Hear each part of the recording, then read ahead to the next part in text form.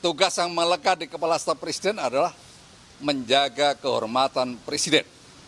Jangan main-main itu. Sekali lagi saya ulangi, jangan main-main. Ya. Kalau sudah bersinggungan dengan itu, saya akan berdiri paling depan itu. Ya respon aja seperti Pak Mahfud MD yang penuh diplomasi kan gampang kan. Oh tidak akan ada laporan, iya tapi ini karena ada delik lain yang bisa dipasangkan di situ kan udahlah. Saya tahu cara berpikir Pak Mahfud itu. Tapi Pak Muldoko kan dia KSP itu. Yang orang akan nilai kenapa bahasa tubuhnya itu seperti imperatif gitu, menekan itu dan itu intinya tuh. Jadi satu waktu juga orang akan pertanyakan tuh, itu Pak Muldoko kan, oh itu sikap saya tuh karena saya ada prajurit tuh. Nggak bisa begitu. Karena dia bukan lagi ada di dalam lingkungan militer, dia ada dalam lingkungan sipil KSP. Saya sebagai prajurit saya bisa dor itu. Ya nggak bisa begitu. Itu udah selesai tuh periode itu tuh kan.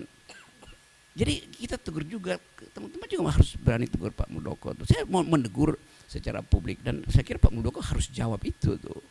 Karena orang takut, berarti nggak boleh pejabat militer masuk ke wilayah publik karena mentalnya akan sama tuh. Justru kita ingin ada yang disebut civilian value tuh. Jadi bukan the supremacy of the civilian, tapi the supremacy of civilian value.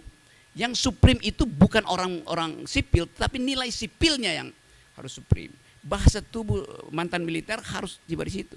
Lihat Pak Prabowo, bahasa tubuhnya udah bahasa sipil betul, bercanda segala macam. AHY juga mulai mampu untuk mengucapkan itu. Pak Gatot Nurmantio yang baru jadi pejabat berhenti itu bahasanya udah betul-betul tubuhnya bahkan tubuh sipil tuh. Karena sering bergaul dengan saya sebagai orang sipil.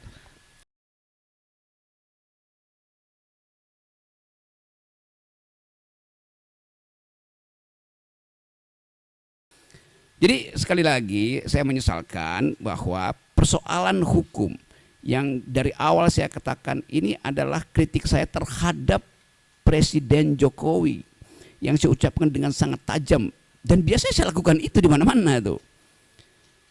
Saya tidak mengkritik atau menghina Jokowi sebagai individu, tidak. Karena nggak ada urusan saya dengan Pak Jokowi itu.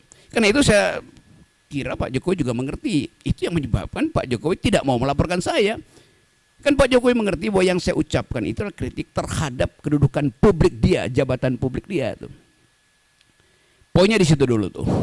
Jadi bab pertama saya mau terangkan bahwa di dalam demokrasi persaingan pikiran itu dilegalkan bahkan dianjurkan supaya kita bisa menapis mana yang disembunyikan, mana yang sebetulnya genuine, mana yang sebetulnya palsu.